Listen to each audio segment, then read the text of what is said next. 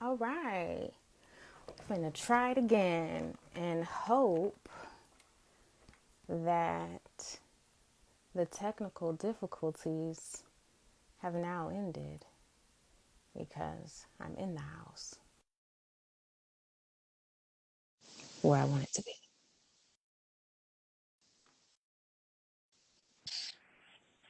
Here we are. Hi.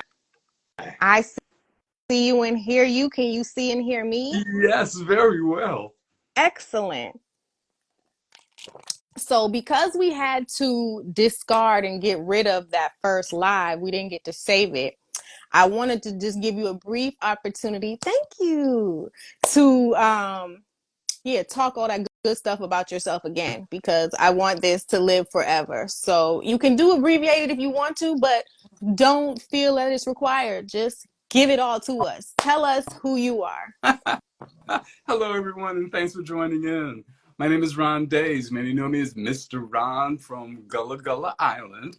However, I have been going about sharing information of Gullah Geechee culture and heritage for a very long time. I'm the ninth child of Henry Chansom Daise and Kathleen Zeke Grant Daise of St. Helena Island. And they were both parents, they were both graduates of Penn School, one of the first schools in the South. So I always tell people when ever I achieve anything or they find out, well, you've done such and such, and or you have done anything in a certain way, well, I am the product of Penn School graduates, I tell them. It was always a search, a quest of pursuing excellence in whatever one did. And my first book was published in 1986. Soon after I graduated from uh, Hampton Institute, and it is entitled Reminiscences of Sea Island Heritage, where when I worked as a newspaper reporter, I began gathering feature stories, many about persons whom I had grown up under on St. Helena Island, and I continued collecting those stories of these elderly members of my community. And those oral histories, as well as the lyrics of spirituals and folk songs that I grew up singing and hearing, as well as historical photographs from the late 1800s to the early 1900s of St. Helena Islanders, are all gathered in that document. And in all of the books in between, I have helped to shape and direct the an understanding and an appreciation of Gullah Geechee culture and heritage, which during my childhood, young adulthood, was known as Sea Island heritage. So I'm very pleased with that. Also, many may realize that I, for the past, well, I retired from Brook Green Gardens in 2022 after 18 years of work, where I helped to transform the cultural landscape of that amazing world-renowned center with an awareness of Gullah Geechee culture and heritage. There are many permanent exhibits that I've left behind, as well as ongoing programs and projects. So in a nutshell, boom, boom, that's who I am. Very impressive. I want to just say thank you so much for all that you've done and continue to do and do from your heart. Just because, like you said, when you were younger, you just thought these stories were important. People needed to know these elders are Right. important. People need to know about them. So thank you for honoring that call of your spirit and your work. You spoke a little bit about it in your response just now, but I also wanted to ask if you would like to elaborate on some of the people who make you possible. So you spoke about Kathleen, you spoke about Henry, your parents, but there's any more you want to say about who your people are, who made it possible for you to be here doing the things that you're doing, and also an opportunity to name and call the name of any ancestors that you want to bring in on this celebration of your book. Oh, sure. There are many. I find that there are numerous people in my family and in my community, or in the communities in which I have lived, who have seen the work that I've been doing and they've offered encouragement along the way. I can think of my Aunt Marge. That's my mother's sister. And Aunt Marge helped me to learn how to read. um, there's my Uncle Joe, my father's brother, who, he visited regularly, and he was a family man, and he always expressed his pleasure and appreciation for the work that I was doing. All of my siblings, for instance, they always gave expressions of gratitude about doing this or whatever I may have been, whatever project, the books that I've written, the recordings I've done, the travels that I've taken and then documented. I would like to say that for this ninth book, and I'm the ninth child, this is the ninth book, it is co-dedicated to the memory of my sister, Irene Daise. As I said earlier, I'm the ninth, last and ninth child. And my sister Irene was the middle child, and she was the fifth. And, since her passing, I always, the numerous ways that she always stepped in to give encouragement, to teach, to help to guide my life in so many ways. In addition to there are many of the people whom I had interviewed in Reminiscences of Sea Island Heritage whose stories now are enduring. They've lived on. And they were so pleased when the book was published, because many of them had said, because they were St. Helenians, and numerous people had come to the Penn Center for years, gathering their stories for graduate projects or whatever. And they had left and they had never seen anything, but for each of them, I gave them a copy of my book, and they were so pleased to have it. Just most recently, the woman whom I considered as my second mother, I called her Mom Matthews, Vermel Jackson Matthews. She passed last week. And she was one I remember when Reminiscences was published. She and her husband, Eugene, Mom and Pops Matthews, they were so congratulatory about it. And before she transitioned, I had the opportunity to tell her that in this upcoming book, I've used your name. And she said, oh. So I'm sure she is aware now and smiling down. Yes. Because of that. Yes. Thank you. Thank you for calling those names. Thank you for bringing them in. I love, just a little about myself, I love that all the people that made you possible also made me possible. So I appreciate I appreciate that. And yes, so many loved ones have transitioned recently over the last few years. And yeah, their spirits are certainly felt in the work, in our songs, in our voices, in our presence, even in the sadness of their physical absence. So I just love how you have honored so many of your loved ones, so much of your story with this book, as you said, your ninth book, Raptors in the Ricelands, which is being released on April 30th. Yes, Your Tuesday. first novel, yes. Just And 2 days away. 2 days away. And you have been doing a wonderful series on all the apps, I think, on Facebook, on Instagram, on TikTok. Yes. If you just want to check in anywhere, you will see some segments of the book that he's been reading as he's been promoting, because he's an excellent promoter. Can you, transitioning a little bit to talk about Raptors in the Ricelands, can you just give us a little bit of an overview about what this story is about? And also, yeah, I think if you can talk about some of the themes that you said kind of have shown up in all of your work. Most of your work is nonfiction, but yeah, talk about a little bit about Raptors in the Ricelands, and then some of the themes that you have been weaving throughout your work for the last several decades. The setting of for Raptors in the Ricelands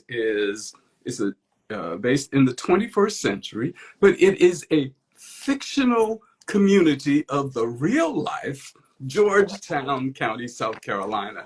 And I say that like that because there was a response from one of my most recent TikTok postings. What do I mean?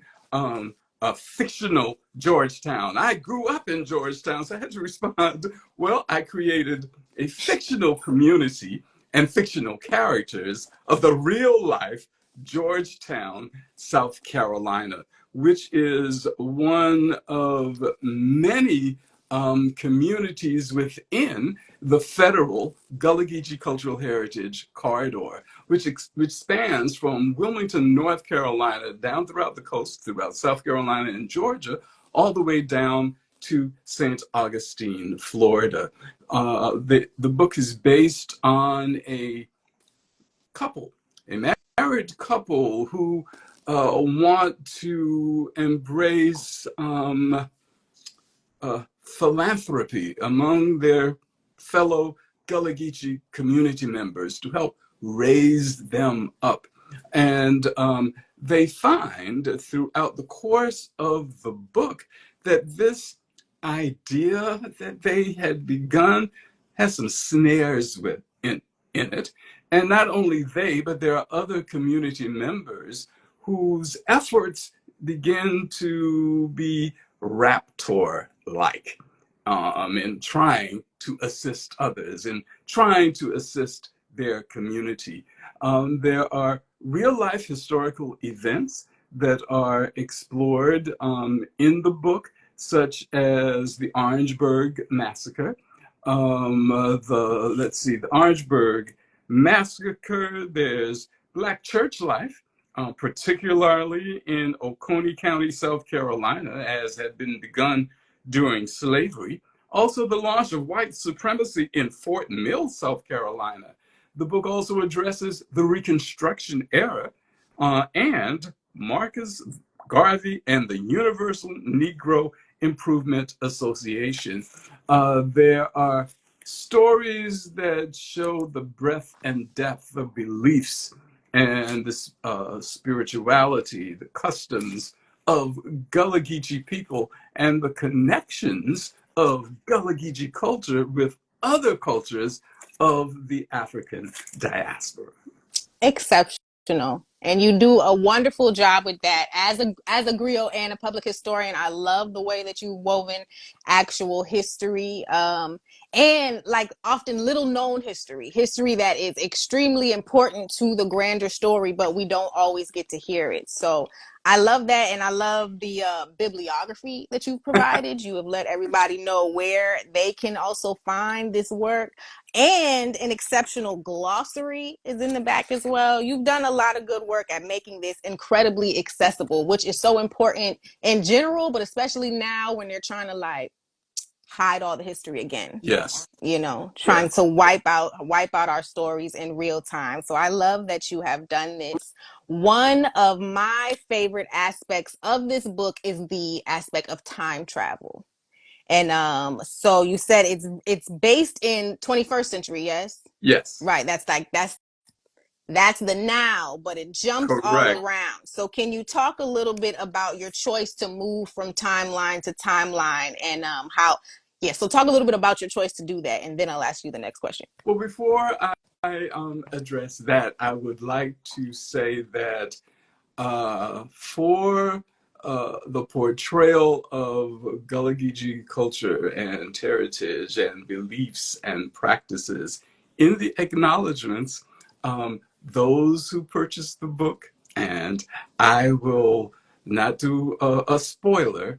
I've named those persons from the St. Helena Island, my family, my community, my school, my home church, who I would call, and I want to know, well, do you remember this, and what was this like? Because uh, during my work as on the Gullahlicious Cultural Heritage Corridor Commission, and I also served as a former chairman of the Gullahlicious Cultural Heritage Corridor Commission. It was determined by the members that, as opposed to thinking of Gullah as being the identifier of those descendants of West Africans who were brought to this country to produce cash crops, primarily rice, but who were in North Carolina and South Carolina, they were called Gullahs, and the same demographic in the Georgia colony, currently the states of Georgia and Florida, were called Geechees. As opposed to saying there's one group here and the other there, we are Gullah Geechee, and Gullah Geechee was the term that was decided as self-identification of our language, of our culture, and also as a group of people. My time travel, my journey in the writing of this book I was enamored with the show This Is Us. This So Is good. Us did not have a linear timeline. And then, and as you watched, in one episode, there'd be something from the past, but you didn't get all of it. And in another episode, that might be something from the future, but you didn't get all of it. And piece by piece, throughout 4 seasons, I believed, you saw this interweaving of past and present and future.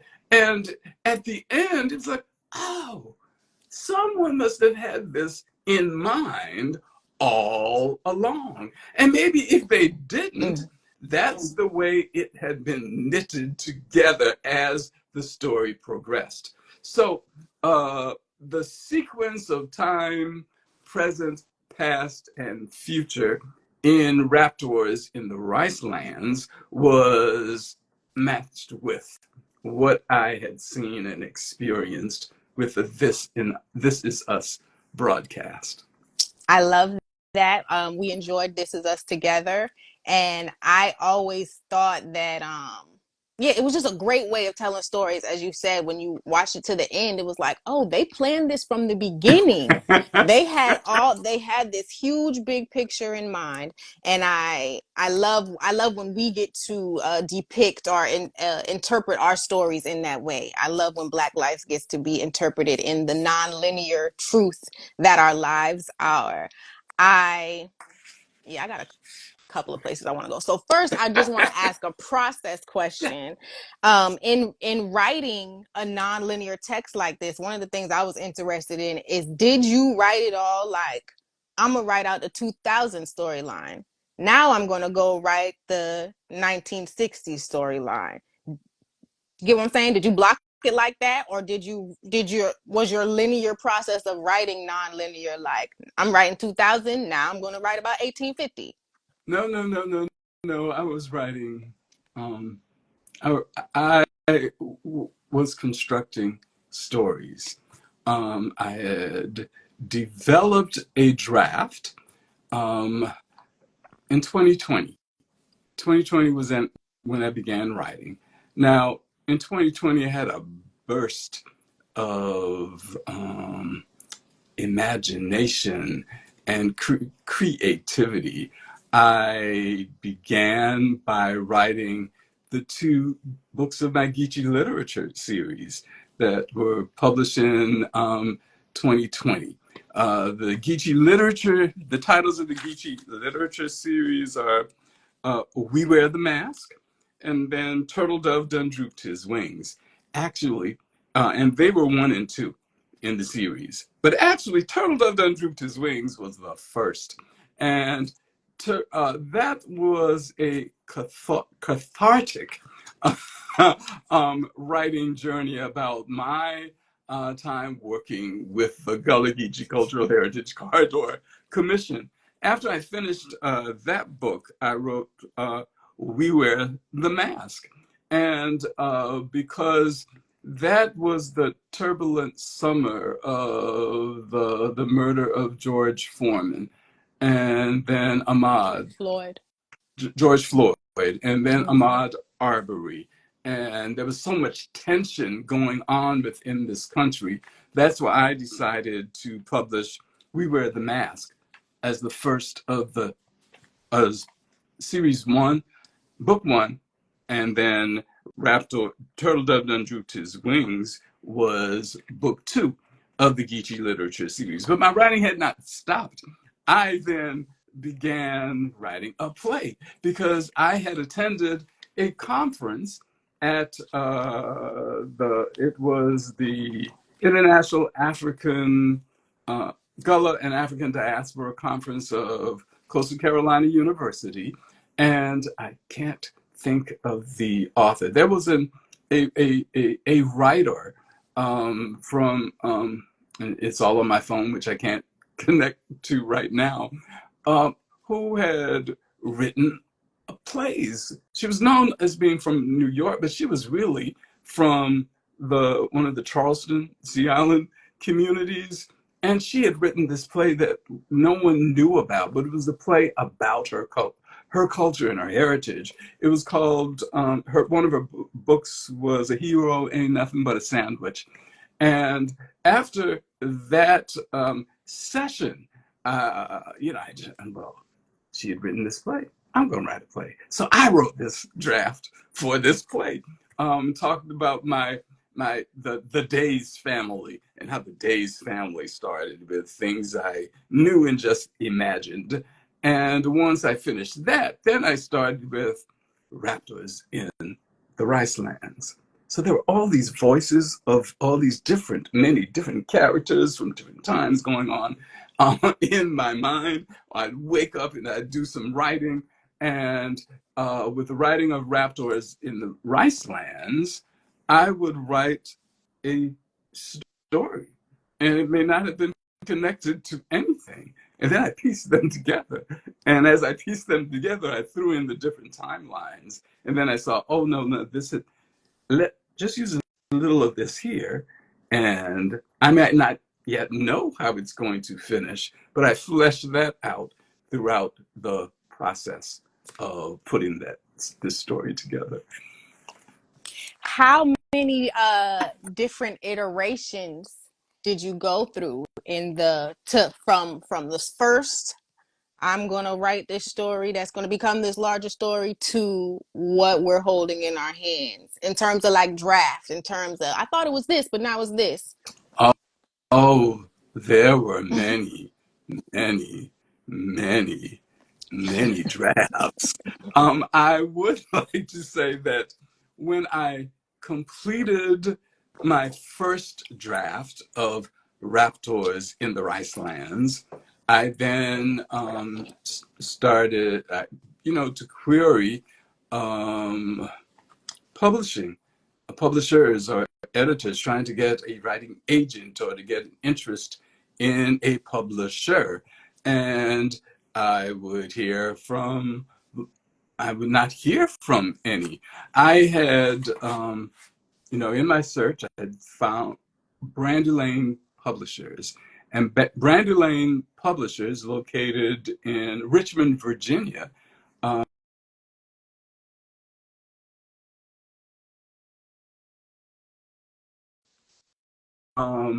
draft. And they, the time I received the answer from them, and, I was so pleased. I forgot the number of words that I had. That draft had 30,000 words, I believed. And while I was searching for a publisher, in my research, it said trying to get even an agent. I was informed that publishers don't accept manuscripts of a novel, or a writer's work is not a novel until it's like 70,000 words. And that's one of the things that I received in the response from Brandy Lane Publishers. And they expressed ways that I could flesh out the characters, what they thought were unanswered questions, and how to develop the plot more. And I thought, oh, okay. I didn't receive what I thought, but I can use this. So then I set out to do that.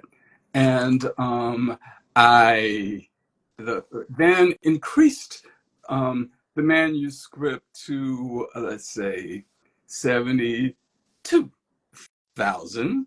And there were iterations from then until the completed project. I think there are now 92,000 words in the manuscript. After I had completed it or fleshed it out to 72,000, then I sent it on to other publishers and heard from none. Well, Brandy Lane said that they were interested, so I sent it back to Brandy Lane, and they were very pleased. They were very pleased, and when I received a project manager and project manager slash editor, Jenny DeBell, then she helped me to further develop it. Toni Morrison, novelist, who was also worked in the publishing business.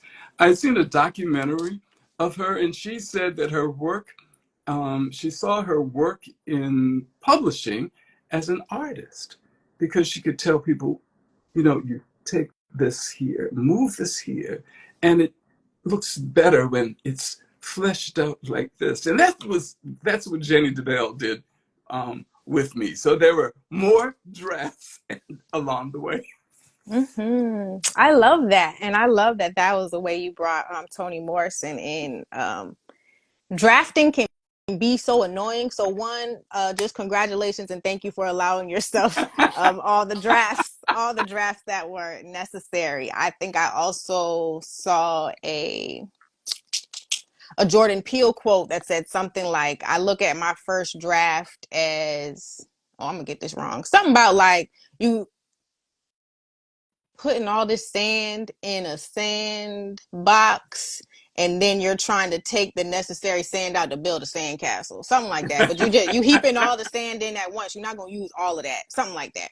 But yeah, I think that's excellent. I'm glad that you had the support that you needed to guide you on this storytelling journey. So what I'm thinking right now, when I was in my grad program, I did a creative thesis. It's called Come On in the Room, Afrofuturism as a Path to Healing Black Women's Epigenetic Trauma. And I included both theory as well as fiction. I wanted to create some like speculative fiction, folklore, Afrofuturist tales. And I found it, even though I've been writing and a storyteller my whole life, and I think always been very imaginative, I found it challenging to move between, in that case, like academic writing and creative writing, but just the act of like nonfiction versus fiction. So I'm wondering if, being that your training is both in journalism and as a historian, did you find it challenging and or freeing to transition to fiction, to using your imagination to tell the stories? Well, what I found intriguing was that there was so much information that I had gathered in the very historical pieces and the children's books that I had written, that as these characters in my mind began to have voices, I was utilizing some of the same information that I had gathered or that I knew about from other resources, books that I just had on my cabinet shelf. And, oh, this is so that's what I would use there. There is a section in Raptors in the Ricelands where a character is in a library and she sees another a white member of the library staff has left these notes from the United Daughters of the Confederacy. And she wants this woman to read it. And she reads these things and she's incensed and she takes them home to her husband. Now, there's a collection of these notes that I wanted to bring out, but in my draft, one of my initial drafts, uh, uh, editor Jenny DeBell said, "There's no way that all this can be written. No one will just spout off to another character all these different quotations." So I thought about it. Okay, well, from a creative side, I had her husband to read one of the things, but the character has given him this list. So he reads the list. No, So he that's right. reads the list, and as he reads, these other quotations are given. So I got around that creatively. Excellent. We have a lot in the chat. I see Jada saying Little Muddy Waters Crew stand up. So shout out to that work of fiction, which has also been republished. That's Yes, correct. All of your previous published. works are available Most now. of them. Okay, Most of them. got it. Little So Mighty we'll. Waters, no, Little Mighty Waters will Mhm. hopefully be republished before the end of this year. Okay, great. We can get reminiscences as well As as Gullah branches. excellence. So definitely check those out. People can order them directly from you. Yes, from my Geechee Literature Etsy shop, etsy.com. Geechee Literature. Excellent. Excellent. So I want to talk about a couple of things. If you don't mind, because you talked about um, time, Mm-hmm. time travel, I want to read just a passage, and that's daily the moon waxed and waned, rose and fell. In the salt-infused low-country air for generations, one day has always been as 1,000 years, and 1,000 years as one day. Time is not linear. Today's happenstance occurred yesterday and will occur tomorrow. Youths, elders, and ancestors, living and deceased, are a continuum. Sung with a Sea Island lilt and an African diasporic pulsation, their voices resound in the immortal words of a Gullahlicious song. We've been coming a long time. Oh, yes. Lessons learned are echoed. Indiscretions, unacknowledged and unatoned for, are repeated in an infant's first breath and behavior, an elder's twitch and mannerism, an ancestor's whisper and intercession. As mystical and timeless as moonbeams reflecting on a marshfront waterway, the setting where Rinda's and Emmanuel's stars had aligned was the very site where she last saw her son Absalom alive, the lad who'd been conceived amidst the mist, in the bog, as the full moon loomed above and then disappeared. Beautiful. There's time, Beautiful. there's future, and present, just in that one excerpt. All hit, and that ain't that how life be? Every moment there is present, past, and future just in this one moment right here. Thank you. Church of Play has posted the link to your Geechee Literature series in the chat, and that is www.etsy.com/shop/Geechee Thank Literature. I'm going to you. see if I can check out a little more of the comments. Thank y'all so much for being here. Akindele says the time shifting in your book was brilliant. It helps so much with the context. Oh, thank you for saying I'm pretty, Leah Force. Solani says they can't wait to read this. Such a rich novel. Oh, yeah, people are excited about it. Jada wants to know if you sell autographed copies of the books that you do have available now. Of the books that are available on the Gullahlicious site, they will be autographed when purchased. Excellent. They will be autographed to the purchaser, unless in the notes they want it autographed to someone else. Make it plain, make it clear.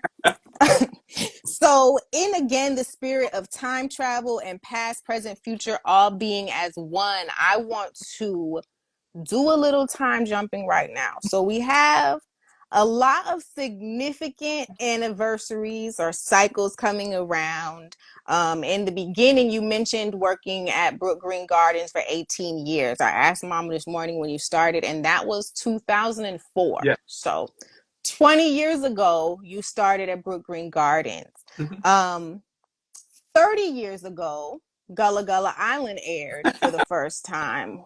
Wow. Right. So those are two really significant periods. And I want to give you an opportunity to share anything with 2004 Ron, 1994 Ron, and also we can start there, but I also want, no, we're going to start there. I don't want to confuse you. I'll ask you my next question. Well, I'd like to say to, let's see, 1994, Ron.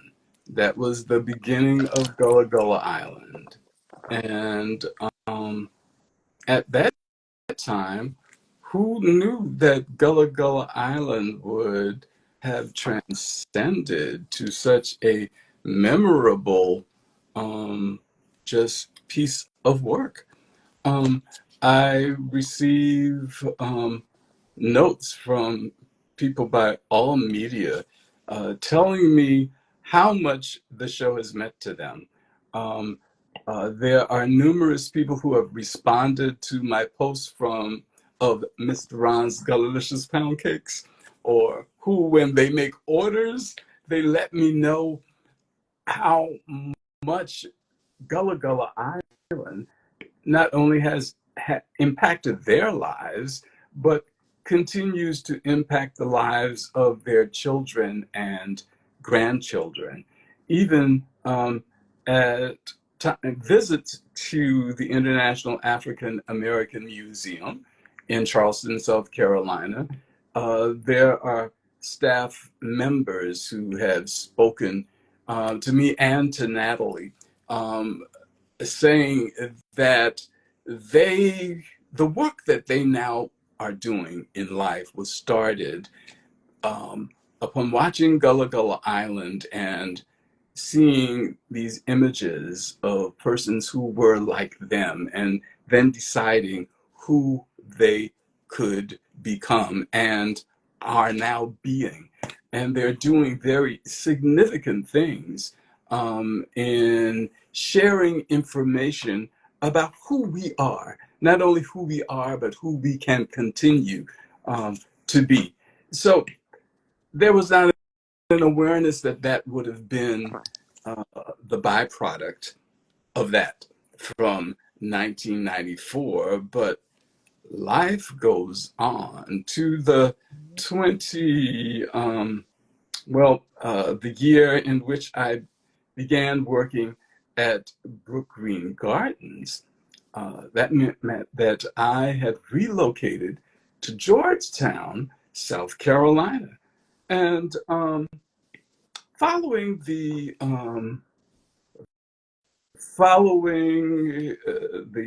end of the work with Gullah Island, and then working in the school system in Beaufort County, where I thought I was going to die. That was just not what I wanted to do. And and then I was sent to Georgetown, South Carolina, there was this, well, if I was going to be sent anyplace else, that would be something, but Georgetown. And now, from my work at Brook Green Gardens, and being in Georgetown, I've created this this novel set in a fictional community of Georgetown, South Carolina. And one of the ancestral voices I hear is of Bunny Rodriguez, owner of the Gullah Museum, who, when I came in, she, Geechee boy, that's what she'd called me. And she knew me from before, but she was always talking about the significance of Georgetown. Georgetown. And I am bringing out the significance of Georgetown, South Carolina, in a way that brings in an awareness of the immense heritage of Gullah Geechee people. And as I said earlier, and connections with African diasporic cultures around the globe. So time moves on, and you, wherever God puts you, do the work that is before you. Ashe. That's right. I know many of us can relate to working in jobs where we feel like we're going to die, like, oh, I can't go on. So I'm grateful that you did not die. I'm grateful that you have continued to go on. I Before am, I'd like to pause, I'd like to say, from yes. his work at Brook Green Gardens, and although I was aware of my heritage from a heritage of West Africans, and West Africans were have been transported here against their will because of their knowledge in the production of rice, and there had been no rice uh,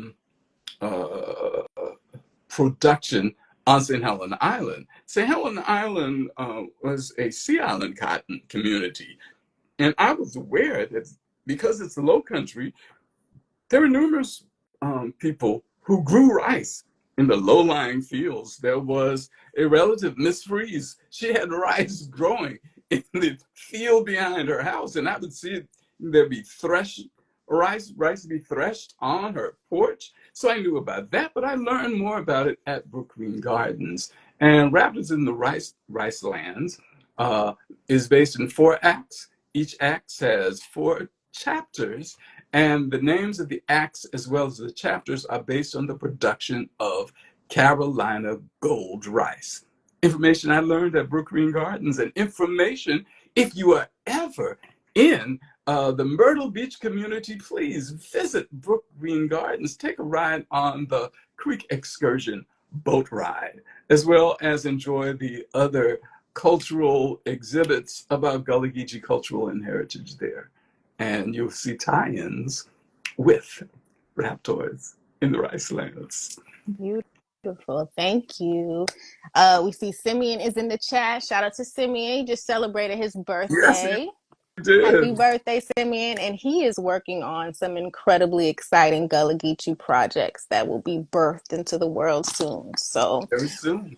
I would yes, we're like to looking. say, because you had asked about drafts, and Yes. both of you, as well as Natalie, were around when I was doing all this writing, and sometimes I would show pieces and and then a few weeks later there would be more added, or it would have shifted to another setting, what you may have read. But one of the things that I told Simeon at the time, and he was involved in writing, your first draft is not necessarily your best, but don't throw it away.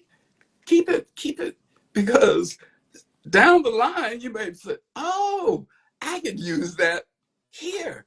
And then you could just go back, which is part of my process. Oh, what I had written over here didn't work over here. It'll work over here. So I would shift it and develop it more to fit in that new in that new setting. Excellent. That's so good to keep in mind. Everything don't necessarily got to get discarded, but also everything don't necessarily need to move forward into everything. So it takes having discernment. It takes having support. People who can. True, He true. says, Simeon said you wrote 15 books in 2 days. It seemed like that. It seemed like it. We definitely have always called you stay ready so you don't have to get ready. And also, if you like, I'm gonna write a book, then you're gonna sit down and write a book or several. And so that is what you did. Staying in line with the time travel again, of course, because I'm a time traveler and I love it. Um, so Miss Barbara, shout out to Miss Barbara Edwards, friend of the family, love family member and elder. I remember she's a medium and a healer and a Reiki master, among many a magical thing. And I was having a conversation with her during a time where I thought I was gonna die. And I think we are just talking some about my family, but she said, and as I said, y'all, she's a medium. She said, "Well, your ancestors really orchestrated bringing your parents together. They were integral in doing so." And then she talked about, there being a tradition of griots in multiple indigenous communities or communities of color, you might say, throughout the world. It is not necessarily always common for two griots to come together and then make two griot children. And so I was always very struck by just the way she said that to me. She was like, yeah, the ancestors were heavily involved. Like a lot went into bringing them together. And I thought, one, that's probably true for everybody, just like in terms of the of our spirits choosing our parents and who we're born to, and our grand purposes in life. There's a lot of ancestral orchestration and things going on in the big picture, and so that's something else I loved about the depictions in This Is Us, as well as your book, that you get to kind of imagine, big picture. There are all these different connected things that you looking up close, nothing looks related to anything at all, when in fact there are all these things working together. So you kind of spoke on it when you said some things to 1994 Ron and 2004 Ron, but I'm just wondering if, also looking back or imagining that those Rons could talk to you from that time, if there are things like, looking back at some of the different puzzle pieces that led to right now, in those perhaps decades in particular, or anything that you want to reach back to. Because as I recently posted online, you were also a part of the creation of Daughters of the Dust. You were the translator, as well as an extra, an actor in the film, among a multitude of other very culturally significant contributions. So just looking back, because you don't, well, probably now because we have social media, but I'm gonna say you don't necessarily live your life like, I'm culturally significant, I'm gonna make a culturally significant choice today. Now now we be doing that. But if you are just looking backwards and forwards, are there some things, like you said, you certainly didn't think, now that I'm moving to Georgetown, this is all that will transpire in the next 20 years. But any other things like that, like, oh, who would have thought that when I made that left at the light, actually that was the light that needed to be a left, so that 30 years from now, anything like that. Well, no, as you were speaking, and I remembered when coming to Georgetown, getting work at Brook Green Gardens, and not really knowing what I was to be doing. I knew that I would be over the education department, but along the Low Country Trail, which began right outside the window to my office, and I'd walk the Low Country Trail, and I'd be below these oaks that had been there for years, and I could hear the whisper of ancestral voices. "A glad unakumya, tell the world about me." So that's what I did in different ways at different times, not knowing what being an idea, and I'd find, my staff and fellow co-workers. They would work with me to develop these certain projects and events and programs. And with your talking about Daughters of the Dust, and I was I, the language consultant. Very significant. And, I remember the first time that I um, saw Daughters of the Dust, and realizing that I only had about an hour and a half with each actor. So, and some of them, you know, they followed. I could sense they followed what direction I attempted to give them. Others, because they had West Indian or Caribbean heritage, as soon as they realized that connection, I could hear in their voices, they kind of veered to that. But I would have hoped that they would have pulled back a little. But then, in realizing as others watched it, they didn't watch it from the sense that I did, having had worked with them, just from what they heard. And I would, again, another shout out to editor Jenny DeBell, because one of the things that that she worked with me with, there are a lot of instances, dialogues. There's sometimes prayers given that are written in Gullahlicious, and she said that's too long. People will get lost.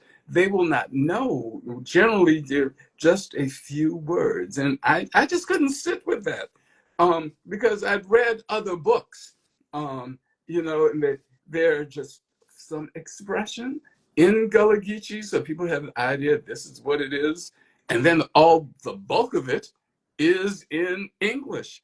I didn't want that. And so we found a way to work around it. So, you know, I I could say if I went through a certain text, if so and so had code switched, it would have been said like this. This is what this person is thinking. So those are the kinds of things that I think readers will enjoy, and they will get a much fuller experience with the language. I agree. I love the way you wrote it. I like that example you just gave, that there are some parts of the books where you actually say, if this character code switched, they would have said this. But I also like that every Gullah word is not immediately translated right next to it, because yeah, you're asking the reader to come with a sense of engagement and Correct. curiosity and an attempt to understand the So stories if they that you are heard it the first telling. time and the second time, the third time is usually don't need to have it identified or explained again. Absolutely. I wanted to take some time to talk about the cover of Yeah. your novel. And this, so the cover is another Ron and Natalie Daise collaboration. But please And talk a little isn't bit it about. lovely? It This is is the lovely. this is the art of my very amazing wife, Natalie Daise. And her work is available on nataliedaiseart.com. nataliedaiseart.com. But the cover of this book is her art piece, Oya in the Rice Fields. And the image of Oya in the rice field was inspired by Georgetonian Zenobia Harper. And she is another individual whom, I had known her from before I began working at Brook Green Gardens through her mother. And she was one who's always so very supportive. Whatever I did at Brook Green Gardens, there she would be. She would show up. And to have this book uh, about Georgetown with the image of a Georgetonian on the front speaks a lot. Yes, it It's does. It's beautiful. powerful art by my wife. Yes, Beautiful. And shout out to Miss Zenobia, who is the current director of the International the Gullah Geechee The Joyner the Institute for Joint Gullah Institute Geechee. in African Diaspora Studies. Shout out to Miss Zenobia at Coastal Carolina University. She's doing a wonderful job in that position. Another, And were there any? this is the third book for which my wife's art graces the front. The first was the cover of Gullah Branches, West African Roots. The other was McKinley Beach Memories, and this is the third one. Beautiful. So this is gonna sound like a random aside, but it's not. It's because because it's all connected. But I just wanted to say the names of two other incredible Black women who are a part of the story, and so that is Janice Burgess, who we know recently transitioned Yeah. this year. She was the executive in charge of production for Nickelodeon, so she oversaw Gullah Gullah Island along with other shows that people love, like Backyardigans. I think she was involved with Little Bill as well. So wanted to say her name, as well as Gloria Naylor, Yes. author extraordinaire, who was a friend of the family and also an integral piece in Gullah Gullah Island, Yes. manifesting and becoming what it is. So thank you to both of them. Are there any other sections or segments of the book that you'd like to share with us while we're here? And then I wanted to just open it up for anything else you might want to say. Well, I just think that there are universal truths that are expressed throughout the book that I believe people will take apart, will be interested in. Um, on April 30th, that is the release date, and books are available at Amazon.com as well as BarnesandNoble.com. And I encourage people, please pre-order a copy. Some of you are waiting. You want to wait and get it signed. If you pre-order, that gives the publishers, Brand Lane Publishers, as or and the imprint Belle Isle Books of Brand Lane Publishers, as well as the retailers. That gives them a nod. This is a book of interest. So pre-order a book. Pre-order a book not only for yourselves, pre-order it as hardcover, paperback, or ebook for a friend. That will be very helpful. I do want people to know that at some point in the future, there will be an audiobook of Raptors in the Ricelands on audible.com. My publishers have informed me that audible.com only will release audiobooks at some period after the print has been released. So as soon as that is available, notification will be given on my website, rondaise.com, as well as I will promote it on social media as I have been doing, making people aware of the release date. You've been doing The, an those, excellent job. those who are interested not only in the language, but in the music, the spirituality, um, there are a lot of instances of that. There is a period, there is a point in the book where three couples, they go to Mourning Dove Cemetery. They find themselves that they've been called there, and they each begin to hear this pounding. They don't know where this pounding. It's like a pounding of a mortar and pestle. Mortars and pestles have been used um, by West Africans and on the plantations or labor farms where they worked. They, to husks the kernels of off the grains of rice. And this is an example of what they hear. Um, Gregory's history lesson began to churn stories like the pounding of a mortar and pestle, husking grains of rice. The rhythm of his words pounded up and down, up and down. These Africans lying here and their families transformed this earth with dikes and fields and ditches and paths. In forests that were cypress swamps. What they did to this land was on the scale of construction that can be seen in Egypt of the pyramids. God did this through these people, brought from shores far, far away. They knew these fields. Thousands died in these fields. Mm. They grew this rice that fed the world with skills that were etched on their DNA. Ashe. Pounding, pounding. Well, all right. That's a good benediction.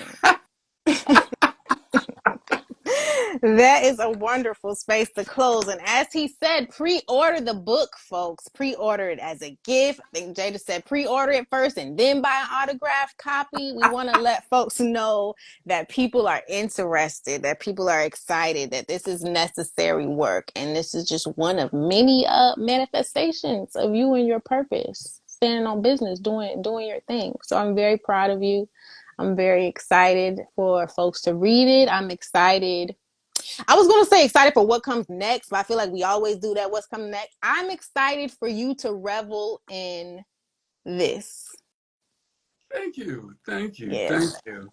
And I'm reveling in it. It was just, this is Sunday. So it was toward the end of last week, and I was sharing with Natalie, that it's not, this is not where I thought it would be, because, I'd sent books out. First of all, I would like to express my gratitude to the 10 people who I asked to write a blurb for this book. Amazing people. And they said yes. And they read it. Some of the electronic draft, they read the whole book. And they wrote these amazing blurbs that are printed on the front and back cover, as well as in the interior of the book. And I, since the book was soon to be published, or after that final copy, I began to try to get people to write reviews of it. And I've sent it to people.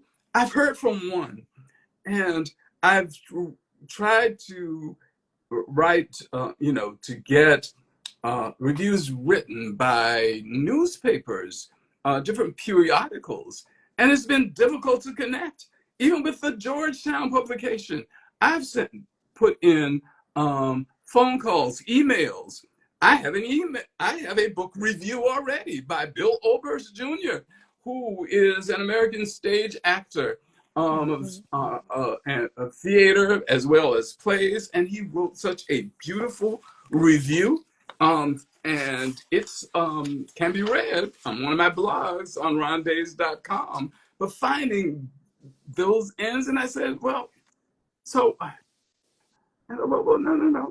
I tried to get things set up for book signings, and two have resulted so far.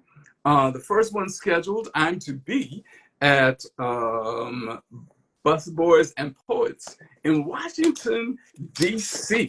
And that date is May, hold on just a second, on Sunday, May 19th. I'm also, the Gullahlicious Cultural Heritage Corridor Commission has scheduled a book signing at the Gullah Museum on May 10th. So there are two that are so scheduled. And I know that other reviews are coming, but I can think, well, work with what you got. So I went on social media and I tried to boost my marketing. And as I've said in this, people will know about it if others tell them it's important. I just want to read some of the blurbs on the cover. Eden Royce, award-winning author of Root Magic, said, Daise has written a genre-defying narrative of good intentions gone wrong, rich with Gullah culture and language that highlights our connections through the Caribbean and African diasporas.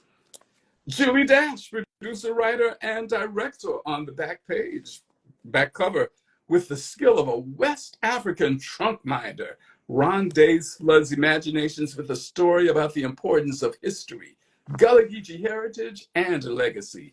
The characters reveal truths unknown or forgotten. And Sam Livingston, associate professor of Africana Studies and History, the history department at Morehouse College, wrote, set against the seasonal and tidal rhythms of rice growing by our enslaved African ancestors, Raptors integrates the reader into the Low Country in ways few texts have done so. Entering the company of works by Gloria Naylor and Tina McElroy Ansa, this is a story that will educate, incite, and force the reader to turn each page as its characters evolve and revolve into positions of protagonist, antagonist, reapers, raptors, and reavers. Please read this book. Now, the ones inside the book, I'm only going to call out their names, but please get the book, read what Get the they book. said. Dr. Sally Z. Hare, who is Coastal Carolina University Distinguished Professor Emerita and author of The Elder Garden, a field guide to the journey of a lifetime. Another from Alicia McCletchy, Associate Professor, Department of Social Sciences, South Carolina State University. Vanessa D. Thaxton Ward, Dr. Vanessa. She's director of the Hampton University Museum. Jessica R. Berry, another doctor. She's Gullahlicious educational consultant and author. Adam Knight Gilbert, professor of musicology and accompanist from the University of Southern California. Reverend Demet Eva Jenkins, the former director of education and engagement for faith-based communities, International African American Museum. And last but not least, Dr. Eric Crawford, author of Gullah Spirituals, The Sound of Freedom and Protest in the South Carolina Sea Islands. Thank you so much to each of those for your words extolling the importance of this book. Ashe. Thank you to each of those folks you named. Thank you to everyone who read. Thank you to everyone who has shown up to this afternoon chat. And as he said, we need reviews. We need reviews of the text. So when you read it, if you're a reviewer, write something about it. Write up how this book is making you feel, what you're learning, what it's giving to you, because that will help in And I one, would the reveling. Go I ahead. would like when people do that Mm-hmm. once they've read it, because there are books out there that have been sent, advanced copies that have been sent to people who have read Mm-hmm. it. Share it in any social media, but put hashtag Raptors in the Ricelands. Excellent. Share it. Share the lives that he's been doing on TikTok and Instagram and Facebook. You can share those as well. Share this live. We're hoping that it will save on the grid. And Daddy, I'm just really, really proud of you. I'm excited again for this moment of reveling. I pray and affirm that as we're realizing that, like when you just keep living, you just hold grief and joy together. It'll be a lot of loss and a lot of joy at the same time. So we have certainly experienced many a heartbreaking transitions, and it is my prayer and hope that this is a season of immense joy. Um, yes, and just a sense of self-value and recognizing that yeah, you've been doing your thing. And who would have thought when you was preaching to the weeds, like Aunt Catherine said, that this is who you would be, that you were being, that you were already being who you have continued to become. So I'm really proud of you.